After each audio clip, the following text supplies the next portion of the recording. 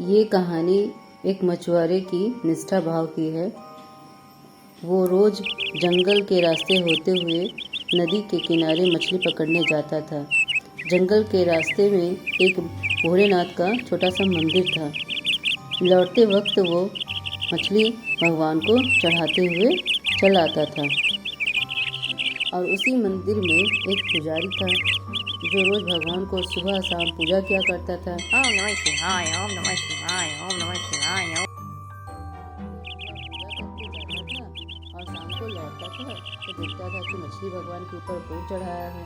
वो बहुत गुस्सा होता था और वो फिर से उसे सारा काम करना पड़ता था। भगवान को धोता, मंदिर को धोता, साफ सफाई करता, पवित्र करके फिर से पूजा अर्चना करता था।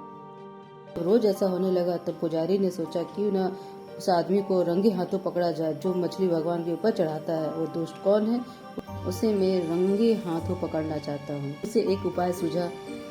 वो सोचा क्यों ना मैं पेड़ के पीछे छुपकर उसे देखूंगा।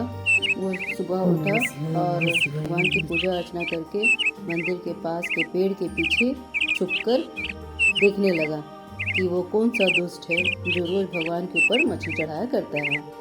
जैसा रोज हुआ करता था, मछुआरा उसी रास्ते से आया, मछली नदी के किनारे पकड़ा और जब लौटने लगा तो भगवान के भोलेनाथ के ऊपर एक मछली चढ़ा दिया। ये सारा चीज पुजारी देख रहा था।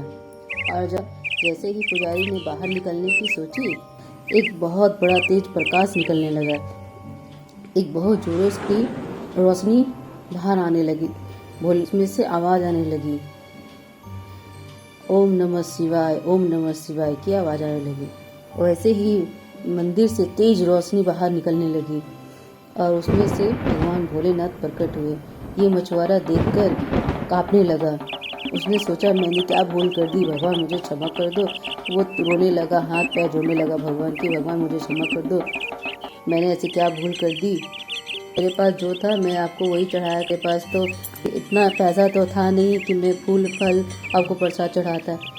मेरे पास जो था मैंने वही चढ़ाया। भगवान ने मुस्कुराया और बोला, मैं तुमसे बहुत प्रसन्न हूँ कि तुमने ऐसी कोई भूल नहीं की है। मैं इसी तुम्हारे निष्ठा भाव से बहुत प्रसन्न हूँ। मैं तो भक्तों के भाव से प्रसन्न होता हूँ, भक्तों के प्रसाद से नहीं। तुमने जो निष्ठा भाव से तुमने जो मुझे चढ़ाया, मैं उसी से प्रसन्न हूँ। मैं तुम्हें आशीर्वाद देता हूँ कि तुम इस नगर के बहुत बड़े मछली के व्यापारी बन जाओगे और तुम्हारे पास धन धान की कभी कमी नहीं रहेगी। यह वस्तु कर भगवान छन्न हो गए। मछुआरा खड़ा खड़ा देखता रह गया। उसने सोचा कोई सपना तो नहीं है।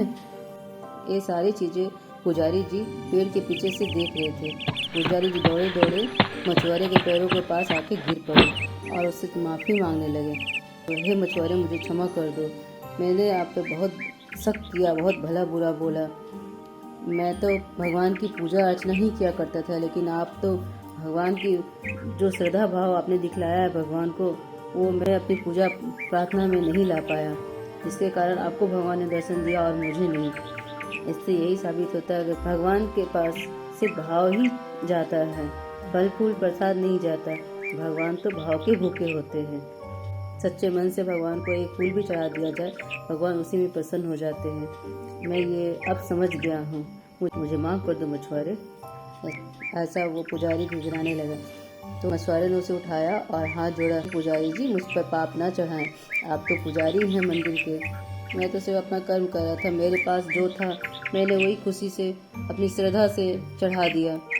ये मेरे बहुत बड़ा सौभाग्य है कि भगवान ने मुझे दर्शन दिया।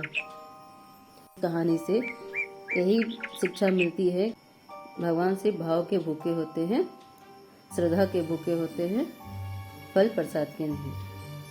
दोस्तों, आपको ये कहानी कैसी लगी हमें कमेंट बॉक्स पर जरूर बताइएगा।